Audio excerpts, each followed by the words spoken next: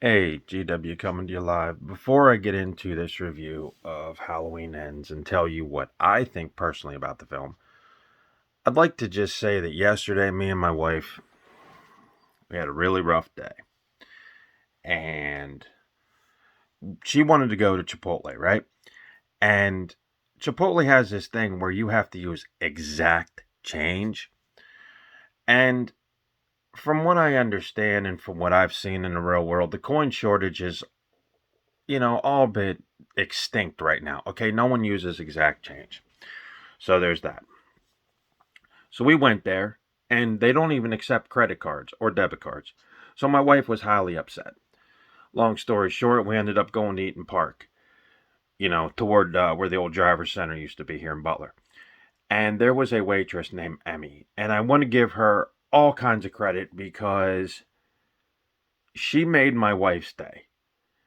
Sometimes a simple, 5-minute talk about nothing can cheer someone's day up. And Emmy went above and beyond what was expected of her as a waitress. My wife tipped her pretty generously. And Emmy, if you do come across this video, I just want to say, hey, thank you, because last night was not the best night in the world considering that the day we had and everything else, and we were given the runaround. And it's just simple little things that, we appreciated. Not just, you being a typical waitress serving our food, but also, how you treated us. And that goes a long way. So, big ups to Emmy who works at Eaton Park. I don't know your last name, and I wish I did because I could give you all props for this. But if you come across this, just know that you made a little bit of a difference. On the flip side, Chipotle is going to get a call from my wife. And, Chipotle is great and everything.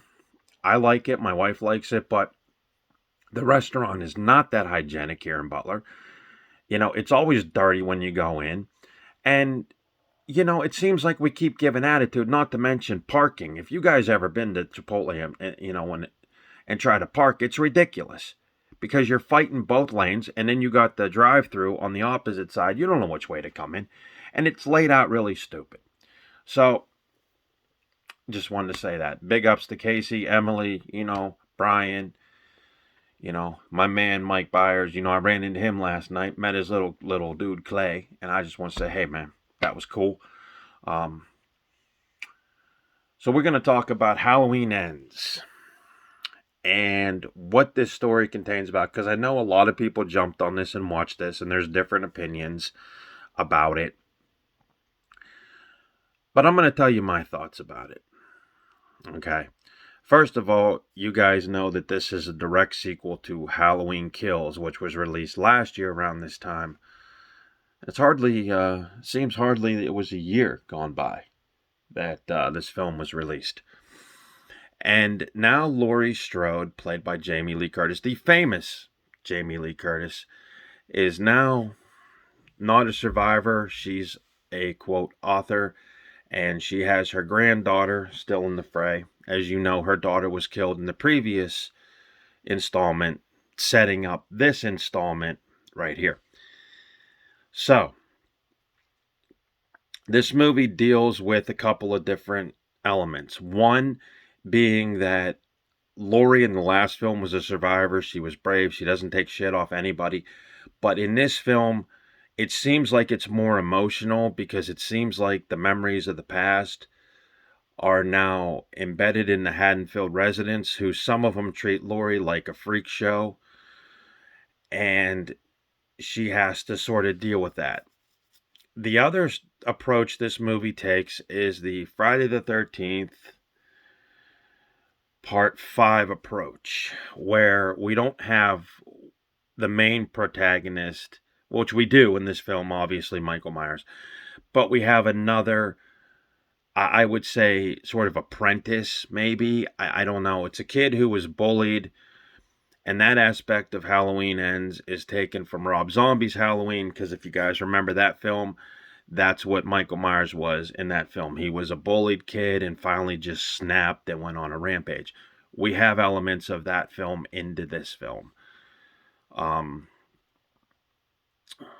There is also a noteworthy cameo by Marcy the Mail Girl. And if you guys know Darcy the Mail Girl, then you guys know The Last Drive-In, which again is picked up, so watch for that. But watch for her Blink and You'll Miss It cameo at the radio station. I recognized her right away. Of course, I love The Last Drive-In. But let's talk about the main attraction, Michael versus Laurie. That's what this film is sort of billed as. You have, like I said, you had the protagonist. His story's kind of interesting. He's a bullied kid in the film who takes up murder and actually does a team-up job. 2 team-up jobs, actually, with Michael Myers. Maybe 3, I don't remember. So you have 2 murderers. And then you have, like I said, the town flipping on Laurie. This kid who is an apprentice, he has a lurid backstory too. He actually killed a kid in an accident, and the town hates him for that, considers him a freak, considers him this, that, and the other thing. So whatever. So at the end of the film, you have Laurie Strode and her granddaughter battling Michael Myers. And if you're going to send a screen villain off, you couldn't have done it much better than this. I mean, maybe Freddy's Dead came close, but this one I think is more grisly, more gory. And this is a gory film, don't get me wrong, guys. David Gordon Green produced it along with Danny McBride. Or David Gordon Green directed it alongside Danny McBride, who produced it. And like I said, this is the 4th installment in the Halloween trilogy. Because you have Halloween, then you have Halloween, directed by Danny McBride, or David Gordon Green. And then you have Halloween Kills and Halloween Ends. So there's 4 pictures, 4 films in this timeline. So that stuff, in the other movies, Resurrection, H2O, all that shit did not exist in this timeline, which a lot of people were thrown off by. A couple of the cast return. Now, this film does take a time jump. It jumps 4 years after Halloween Ends, or Halloween Kills, I'm sorry. 4 years after that film. And so things are a little bit different in Haddonfield. The Michael Myers reign of terror seems to have died down until he reemerges. And the way he reemerges is kind of interesting. But you guys don't want to hear that. You guys want to hear the big fight between Laurie Strode and Michael Myers. And, one has to ask themselves, 45 years of a showdown coming to life, what would you expect? Well, you would expect an intense battle.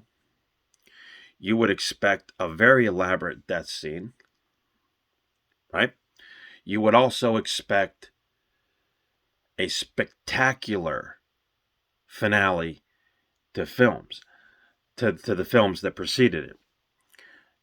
And for the most part, guys, you get that. And I'm half tempted to tell you guys how it ends, but I'm not going to ruin the very ending. Does Laurie live? Well, I'm sure you can go on the internet and find all kinds of spoilers about it. There will not be a sequel to this film.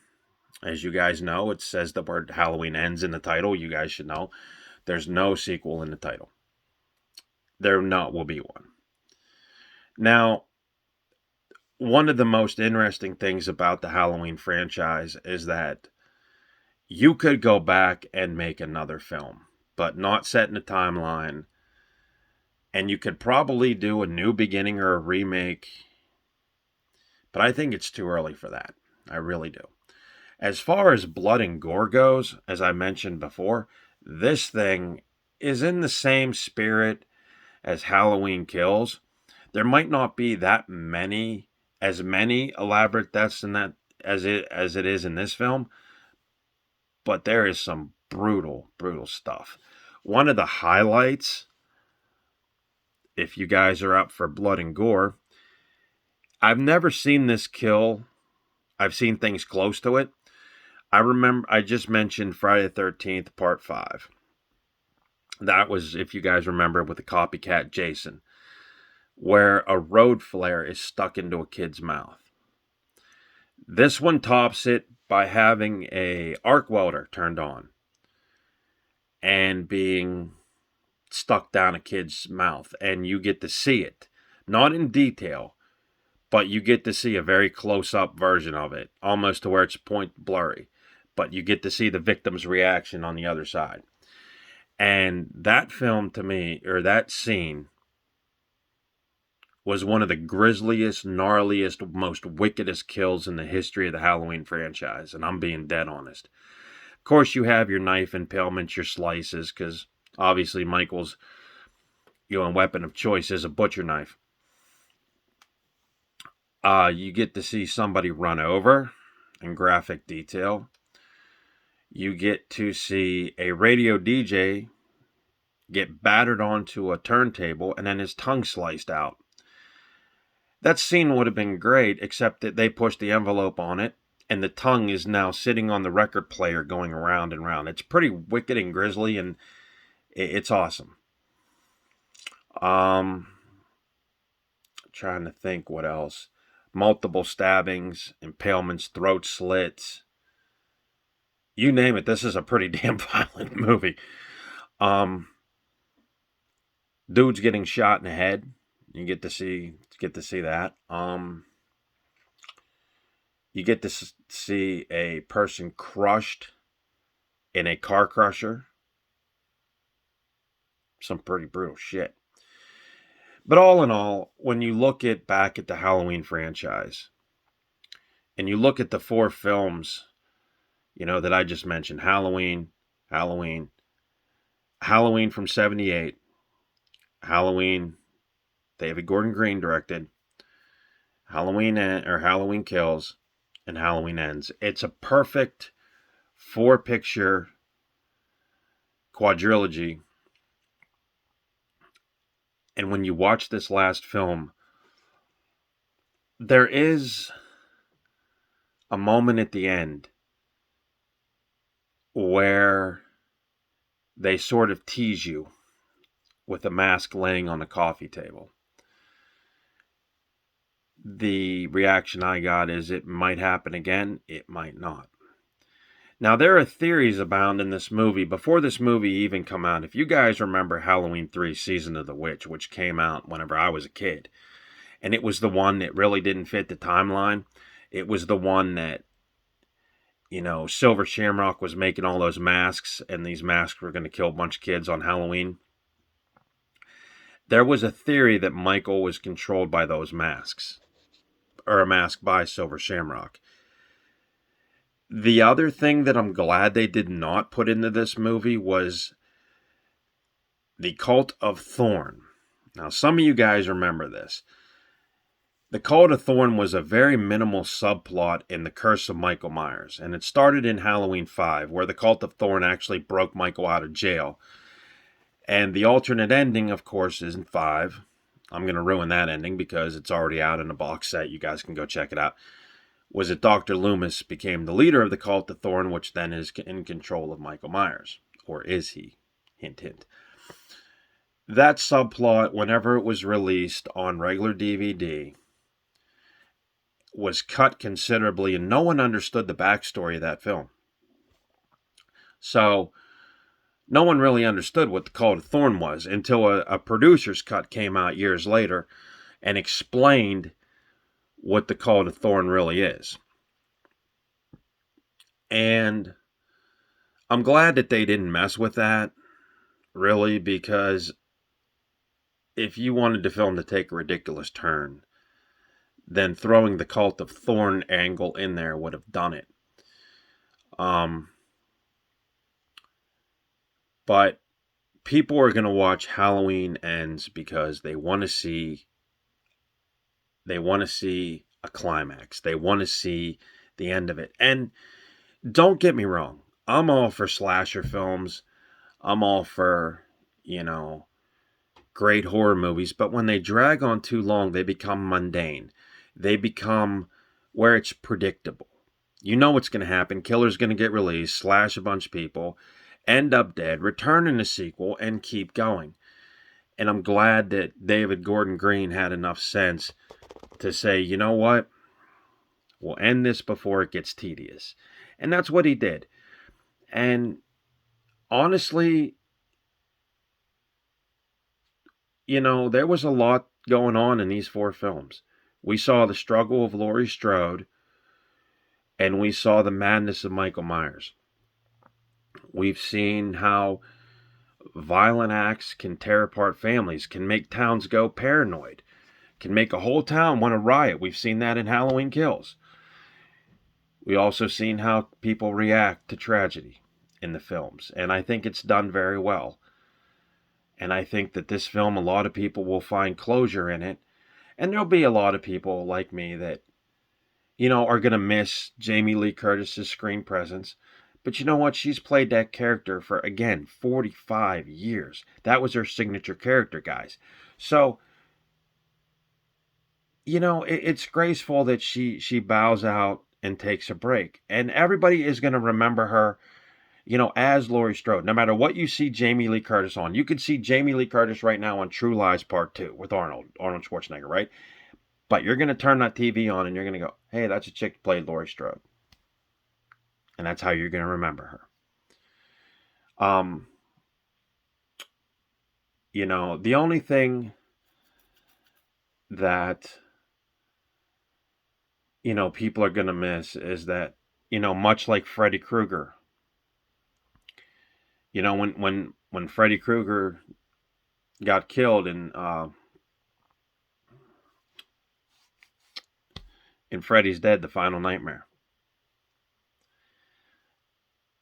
everybody wanted to see him, so Wes Craven came back and said, you know what, let's do this whole thing as just movies, let's make them real. And it didn't really pan out. Then they tried doing a reboot with Jack Earl Haley, and dude just didn't have it.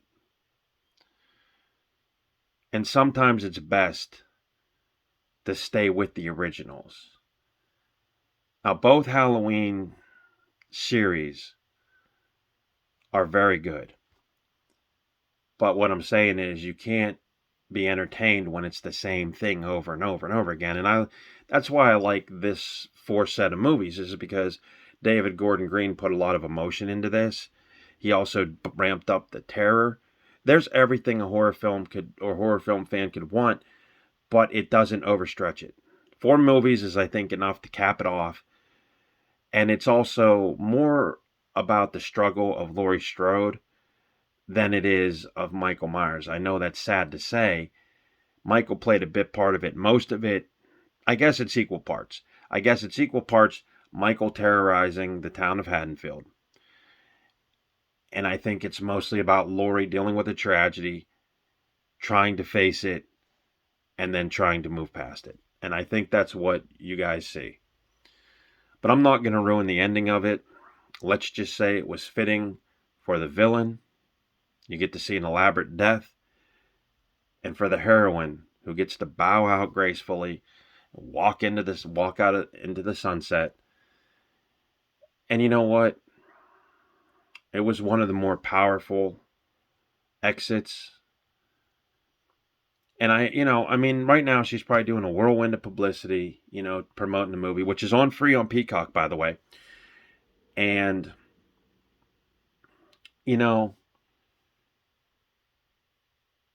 there's a quote in the book that she was writing in the film. And she says, I've got rid of my boogeyman. Fact is, she lived with her boogeyman, and she was a part of this saga for 45 years. That's a long time. So definitely check out Halloween Ends. It's a fitting finale to one of the greatest horror series ever. And like I said, Blink and You Miss It cameo by Darcy the Mail Girl. You should check it out.